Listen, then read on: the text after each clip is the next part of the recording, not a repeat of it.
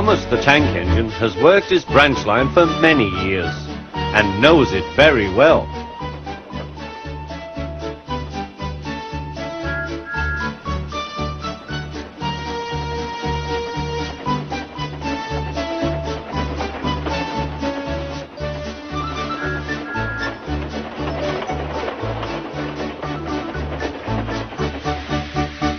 You know just where to stop, Thomas, laughed his driver.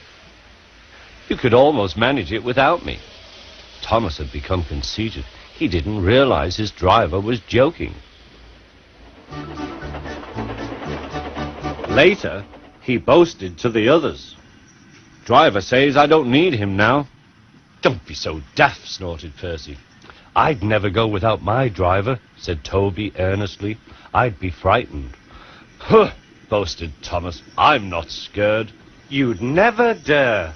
I would then. You'll see. The next morning the firelighter came. Thomas drowsed comfortably as the warmth spread through his boiler. Percy and Toby were still asleep. Thomas suddenly remembered. Silly stick in the muds, he chuckled. I'll show them. Driver said I could manage without him. I'll just go out. Then I'll stop and wheesh! That'll make them jump. Thomas thought he was being clever. Really, he was only moving because a careless cleaner had meddled with his controls. He soon found his mistake. He tried to wheesh, but he couldn't. He tried to stop, but he couldn't. He just kept rolling along. He didn't dare look at what was coming next. There was the station master's house. The station master was about to have breakfast. Horrors! Cried Thomas, and shut his eyes. The house rocked. Broken glass tinkled. Plaster was everywhere. Thomas had collected a bush on his travels. He peered into the room through its leaves. He couldn't speak. The station master was furious. His wife picked up her plate. You miserable engine, she scolded. Just look what you've done to our breakfast. Now I shall have to cook some more. She banged the door. More plaster fell. This time it fell on Thomas. Thomas felt depressed.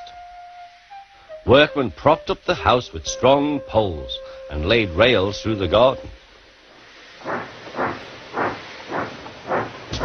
Meanwhile, Donald and Douglas arrived.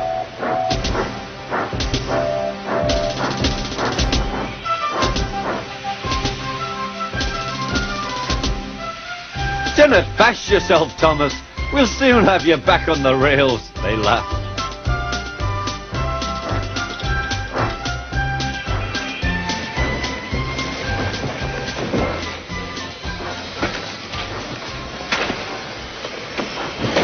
Donald and Douglas, puffing hard, managed to haul Thomas back to safety. Bits of fencing, the bush, and a broken window frame festooned his front, which was badly twisted. The twins laughed and left him. Thomas was in disgrace. There was worse to come. You are a very naughty engine. I know, sir. I'm sorry, sir. Thomas's voice was muffled behind his bush. You must go to the works and have your front mended. It will be a long job. Yes, sir. Meanwhile, a diesel rail car will do your work. The diesel, sir? Thomas spluttered. Yes, Thomas. Diesels always stay in their sheds till they are wanted.